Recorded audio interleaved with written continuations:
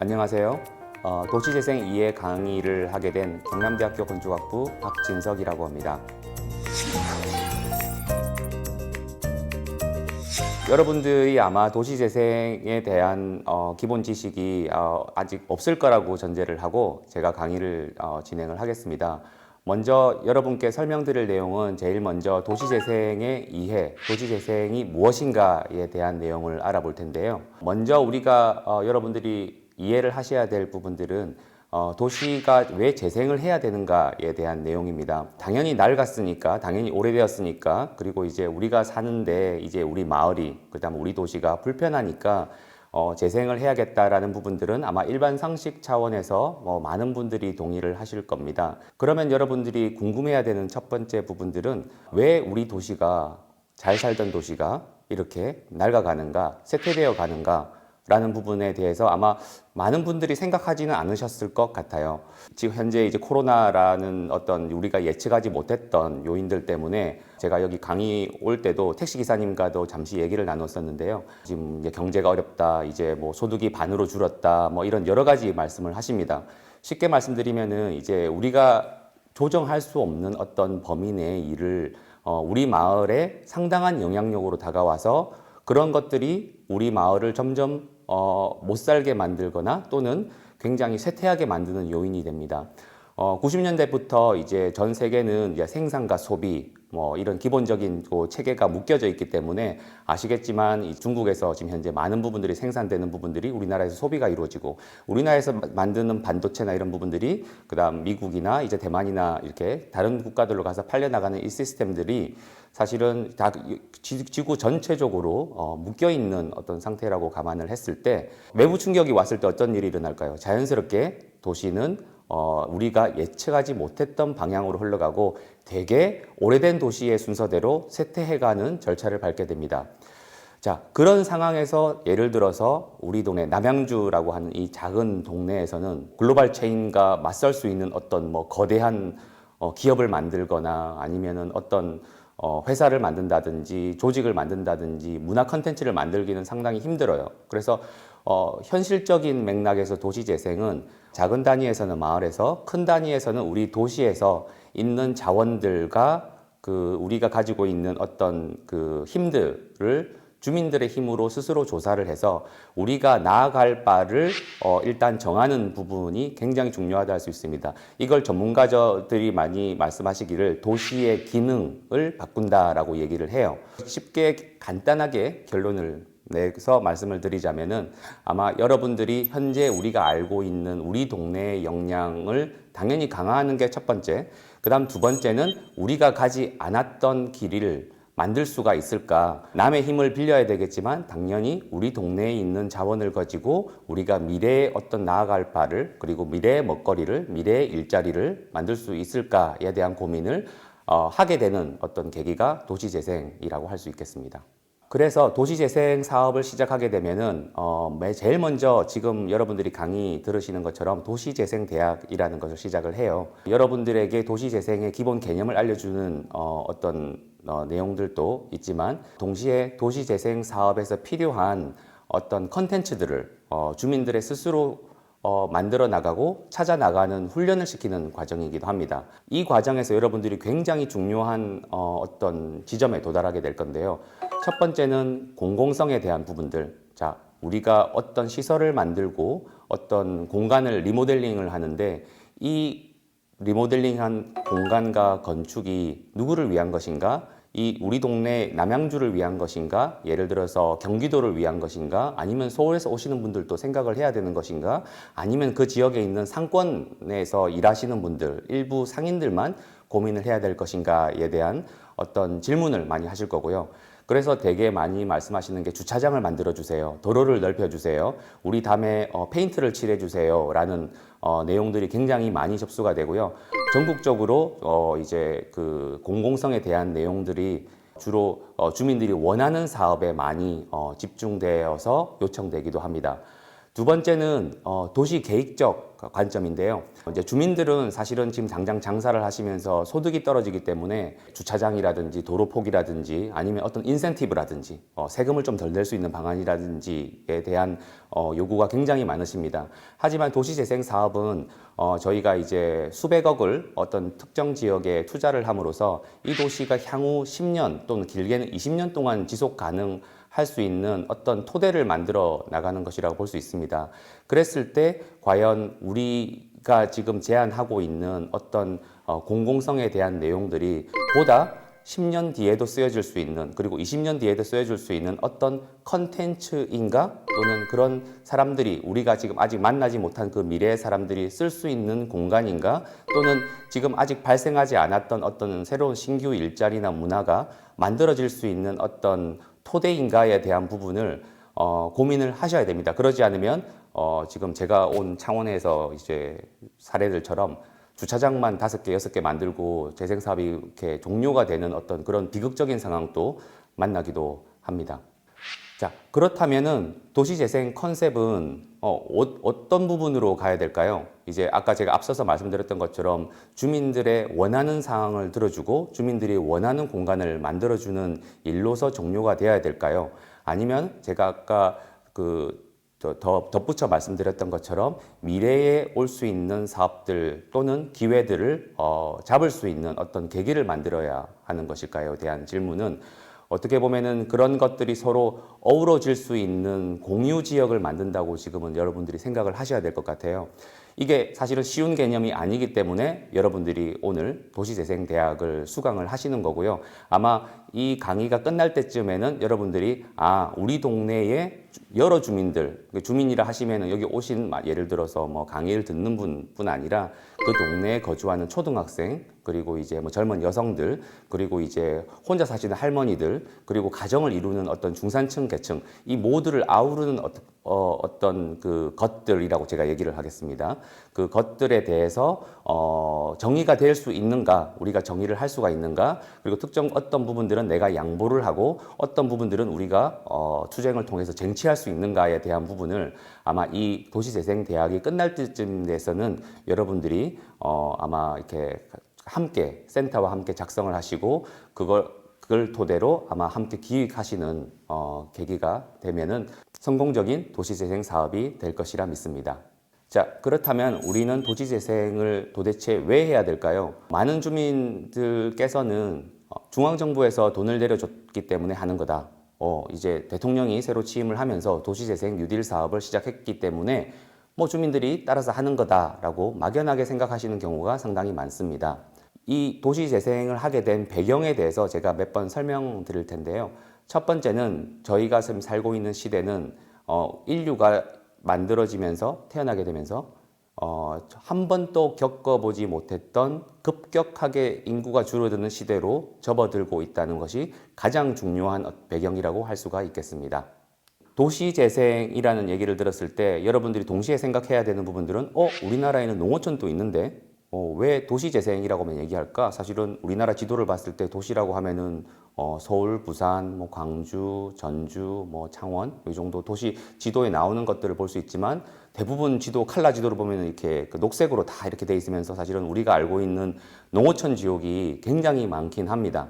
하지만 실제적으로 그 농어촌도 굉장히 빠른 속도로 도시화가 되었기 때문에 작은 읍, 면, 동 단위에 여러분들이 가셔도 사실은 아파트도 쉽게 볼 수 있고요. 그리고 중심시가지라고 불릴 수 있는 상가의 어떤 집단적인 모습도 볼 수가 있습니다.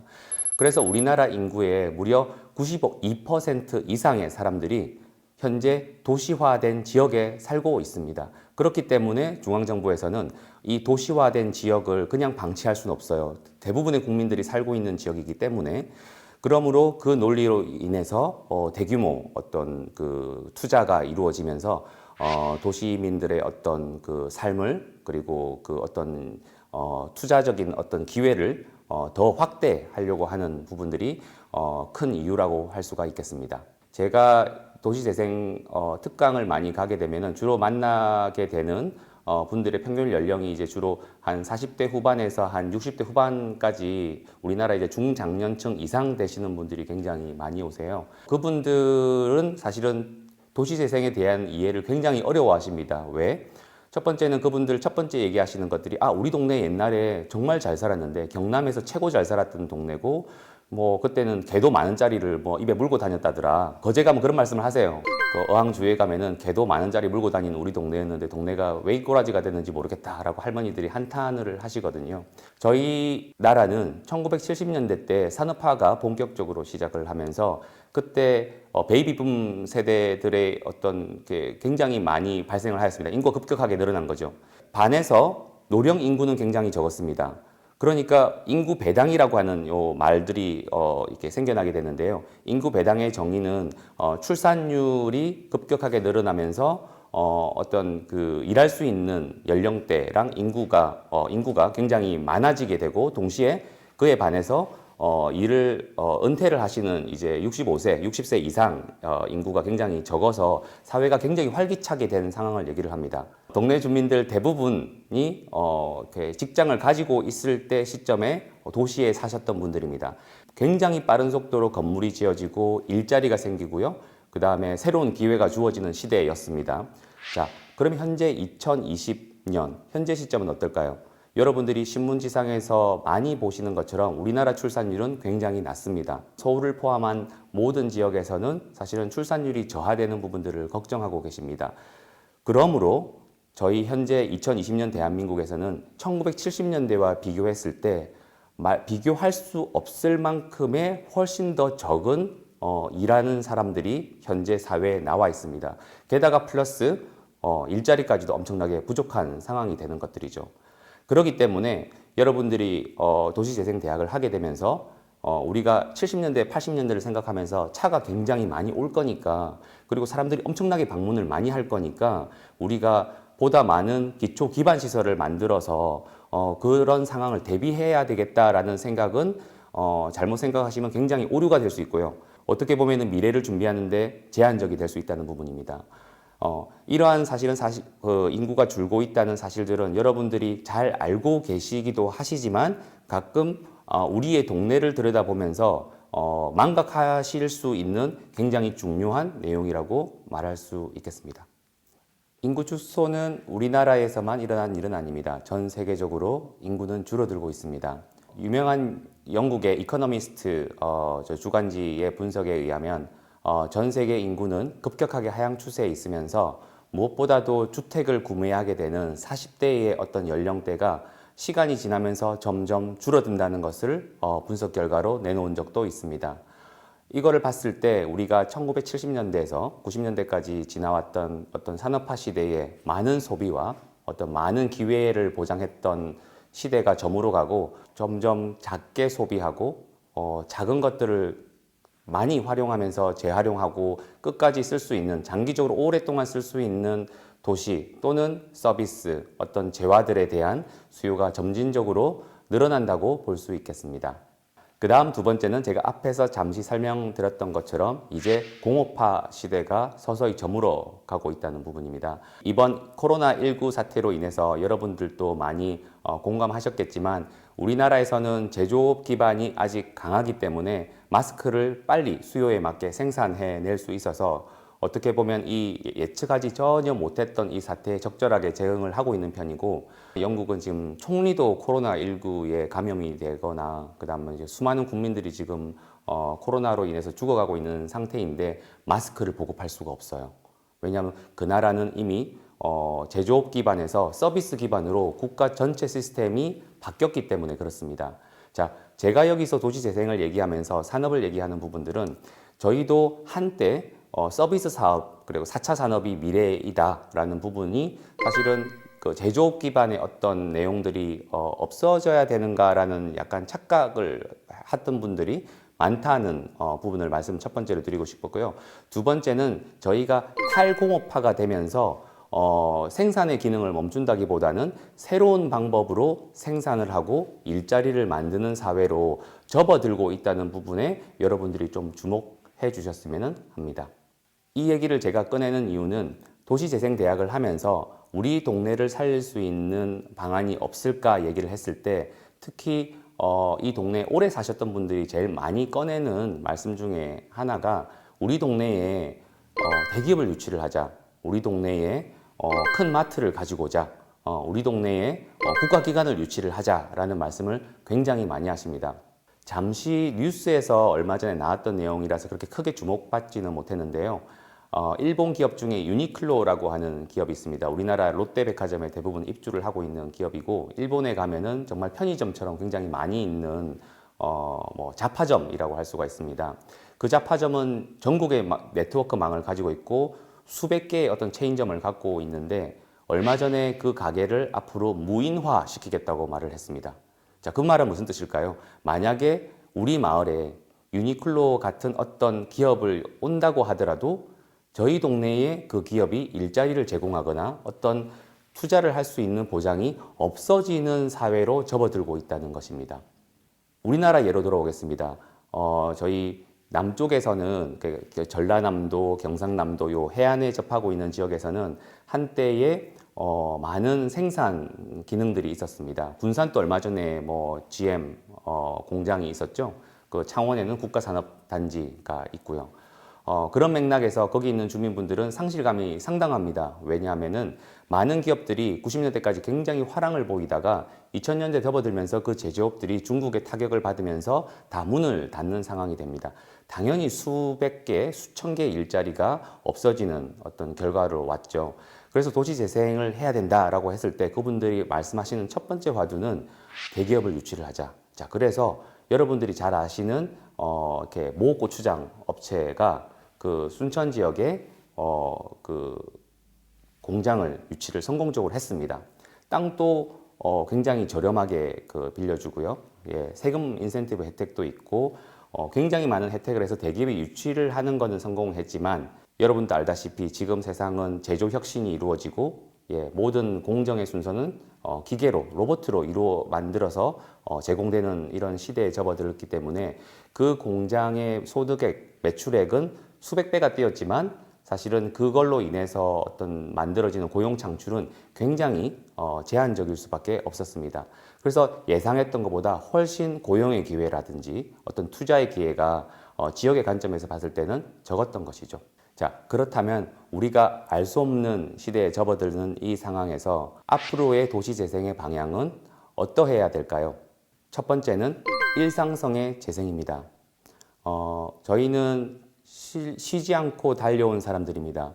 70년대부터 90년대 접어들어서 IMF를 지나서 그 다음에 우리가 스스로 일어서는 이 시기까지 우리의 체질을 바꿨고 산업을 바꿨고 도시를 바꿨습니다. 그 여러 개의 시간을 거쳐가면서 사실은 우리가 어떠한 마을에 살아야 되는지 그리고 어떠한 서비스를 받아야 되는지 그리고 앞으로는 어떠한 산업을 통해서 우리의 소득을 창출할 것인지에 대한 우리의 일상이죠. 일과 가족과 나의 여가에 대한 부분들을 생각하지 못했습니다. 일상성이라는 말을 아주 쉽게 여러분들이 이해하기는 힘들 겁니다. 전문 용어처럼 들리잖아요, 지금. 그래서 제가 지난 5년 동안 참여한 도시재생 사업 하나를 소개해드리는 방향으로 설명해 드리도록 하겠습니다. 지금 여러분들이 보시는 이미지는 마을 주민들이 같이 함께 가드닝을 하면서 꽃을 심고요. 나무도 심고 지금 앉아 쉬면서 같이 이제 단체 사진을 찍었던 샷입니다. 많은 도시재생 사업이 처음 시작할 때 주민들은 조직이 없을 것이다. 그리고 주민들은 공동체가 없을 것이다. 그냥 각자 원하는 걸 얘기할 것이다 라고 얘기하지만 여러분들이 조금 더 도시재생지원센터에 계신 전문가분들과 그리고 주민들께서도 스스로 서로 이야기를 하셔보면은 모든 우리나라의 마을에 자체적인 공동체가 이미 있습니다. 그걸 왜 주민들이 이해하지 못하고 센터가 이해하지 못하냐면 이때까지 한 번도 공동체에 대한 이야기를 서로 나눠 본 적이 없기 때문이죠. 그래서 제가 처음 참여했던 도시재생 사업에서도 거기서 만난 70대, 80대 할머니들의 제가 처음 다가갔을 때는 공동체가 없지 않을까, 7, 80대 할머니가 어떤 공동체가 있을까라는 제 오만에 사로잡혀서 들어갔었는데 실제 그분들은 이미 스스로 같이 김치를 만들어서 이웃과 나누고 계셨고요. 예, 뭐 옆집 부족하면은 자기가 가진 쌀을 나누기도 하셨고, 그리고 그 앞마당에 매 봄마다 아름다운 꽃을 심는 그런 과정들이 있었는데, 문제는 그분들이 그런 활동들이 공동체 활동이라고 생각을 안 하는 것들이죠. 그런 부분들을 만약에 인지하게 된다면은 저희는 저희 한국만이, 특히 예를 들어서 남양주라고 하면은 남양주만이 이미 가지고 있는 어떤 공동체의 역량과 우리 때까지 숨겨져 왔었던 일상성을 찾을 수 있을 것이라고 생각합니다.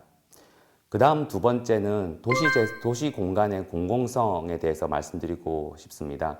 아마 앞에서 제가 주차장에 대해서 굉장히 나쁘게 이렇게 부정적으로 많이 말씀을 드렸었는데, 지금 보시는 이 이미지는 공유지의 비극이라는 그냥 그림으로 봐주시면 될 것 같습니다. 이 아래 나오는 요 영국인 교수가 만들어낸 이론입니다. 하나의 공짜 공간이 있어요. 공짜 공간에 주민들을 초대합니다. 여기 와서 이 공간을 쓰세요.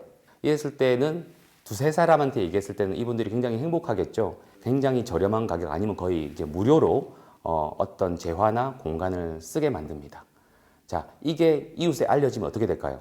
너도 나도 들어오겠죠, 그죠? 나도 그거 쓰고 싶어, 나도 쓰고 싶어, 나도 쓰고 싶어, 나도 쓰고 싶고 하다 보면은 결국은 어느 시점에는 이 어떤 공간, 이 재화가 사실은 너덜너덜해지는 거죠. 더 이상 관리가 안 되고 쓰러 오시는 분들이 너무 많고, 이런 부분들 때문에 결국은 그럼 이 공짜로 해야 되나? 돈을 받아야 되는 거 아니야라고 얘기를 하는 순간 갈등이 생겨지게 됩니다. 누군 쓰라고 하고 누군 쓰지 말라고 하는 이런 사건이 생기면서 결국은 선한 목적으로 만들어냈던 어떤 결과물, 예를 들어서 뭐 주차장이라든지 아니면 우리가 말하는 공유 공간이라든지 뭐 주민들이 함께 운영하는 게스트하우스라든지 이런 것들이 결국에는 주민들의 갈등을 초래하는 어떤 계기로 악순환이 이루어지는 그 상황이 되기도 합니다.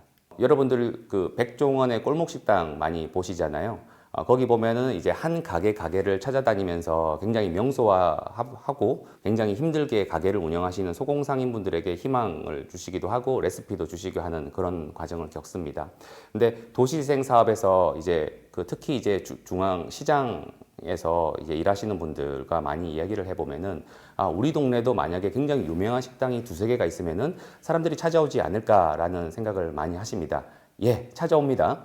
그렇지만 아까 앞서서 내가 강의에서 말씀드렸던 것처럼 지속 가능성의 관점에서 이 가게가 우리 중앙시장 전체의 소득 증진이나 그리고 우리의 어떤 문화를 창출할 수 있을까라는 측면에서는 그 해답을 찾기는 굉장히 어려운 상황입니다. 그래서 도시재생의 관점은 우리 TV쇼에 나오는 것처럼 어떤 한 가게의 어떤 역량을 강화하기보다는 가게와 가게들이 모여서 만들어진 어떤 골목, 그리고 그 동네가 함께 아까 제가 앞에서 예를 들었던 것처럼 공유지가 되면서 서로 뜯어먹고 뭔가 잃어버리고 망가뜨리지 않은 선상에서 우리가 서로 공유지를 이용을 하고 동시에 관리도 하면서 또 약간의 투자도 서로 이루어지면서 앞으로 미래 10년, 20년 동안 우리의 이 동네가 계속 유지가 될 수 있을까에 대한 고민을 여러분들이 하셔야 된다는 걸 한번 강조드리고 싶습니다. 그 다음 세 번째는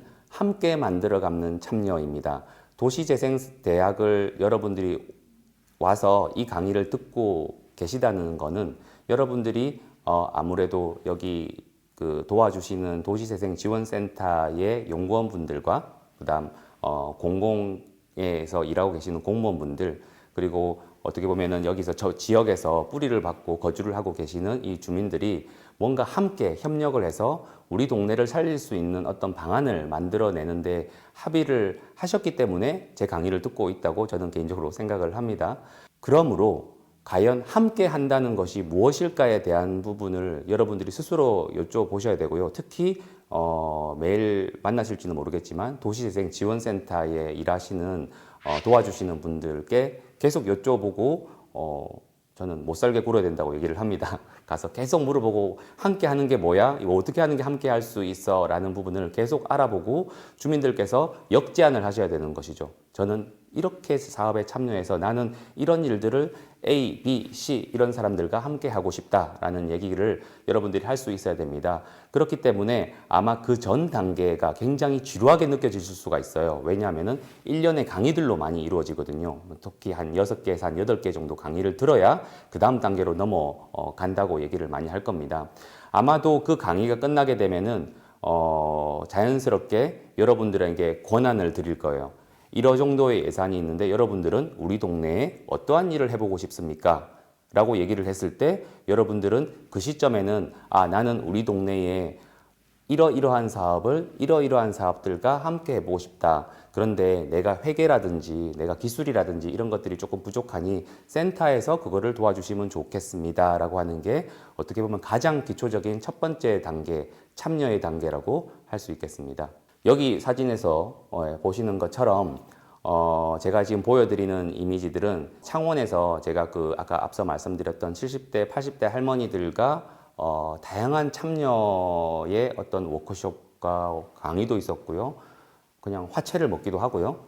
가서 그냥 김치를 감치 담기도 하는 여러 가지 방식의 어떤 그 행위였습니다. 제가 이걸 사업이라고 말하기도 조금 그렇고요. 이게 무슨 교육이라고 말하기도 조금 애매모호합니다. 초반에는 저도 도시재생대학을 해서 할머니들 강의 들으러 오세요. 강의 들으러 8번 들으시고 저랑 함께 이렇게 사회적 협동조합이라든지 아니면 지역 컨텐츠 만들기라든지 이런 거를 합시다라고 됐는데 첫 질문이 그 빨갱이 아이가?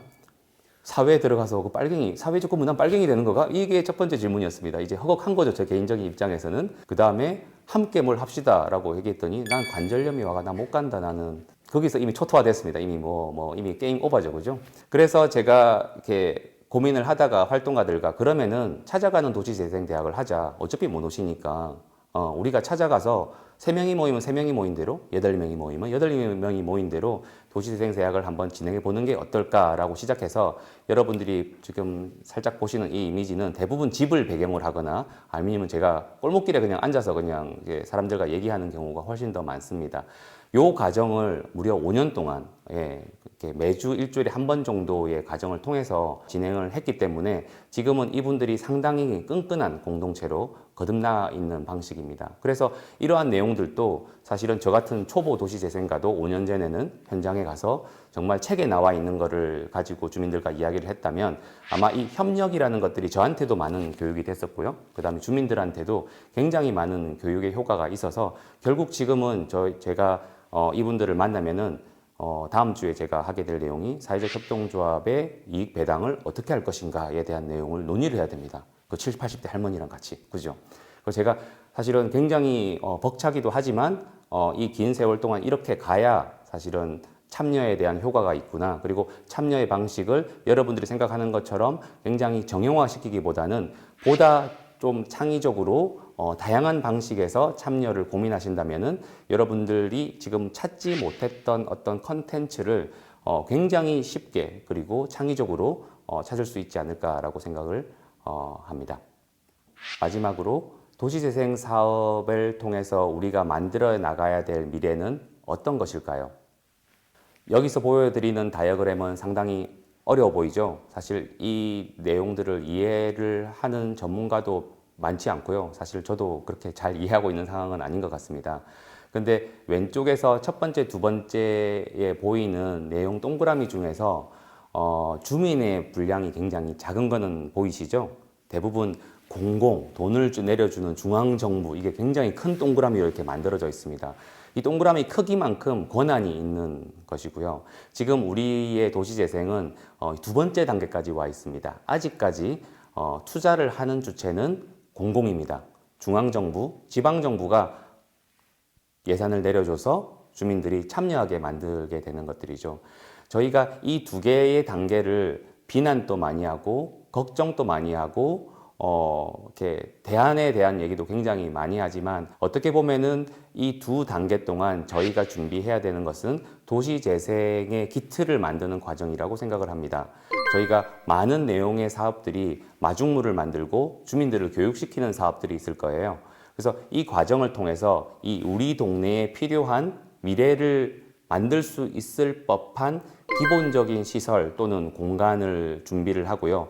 동시에 이 기틀을 운영을 할 수 있는 주민 조직 또는 어떤 협력 관계를 만드는 과정이 이 첫 번째, 두 번째 어떤 도시재생 유형의 어떤 핵심이라고 할 수 있겠습니다. 그러면 결국 결론은 무엇이냐면은 우리 이 강의를 들으시는 이 주민들께서는 세 번째 단계로 가셔야 됩니다. 이 세 번째 단계는 결국 우리가 이 주민들이 자본이든 노력이든 시간이든 투자를 해서 거기에 상응하는 어떤 결과물들을 스스로 가져가는 부분들이 되는 거죠. 결국 이 내가 자본 또는 어떤 시간, 어떤 그 에너지를 투자하는 어떤 그 단계가 왔을 때야 비로소 또 동시에 투자를 해주시는 공공과 균형이 맞춰지면서 자연스럽게 발언권이라든지 참여에 대한 권한을 많이 찾을 수 있는 것입니다. 그래서 여러분들이 이 강의를 들으시면서 우리가 이 첫 번째, 두 번째 공공이 내려주는 이 많은 어떤 그 자본과 기회들을 최대한 우리 동네에 어떤 시너지를 만들 수 있는 어떤 것들로 만드신다면은 아마도 성공적인 도시 재생의 길로 접어들 수 있지 않을까라고 생각됩니다. 강의 들으신다고 고생하셨고요. 예, 이만 강의를 마치도록 하겠습니다.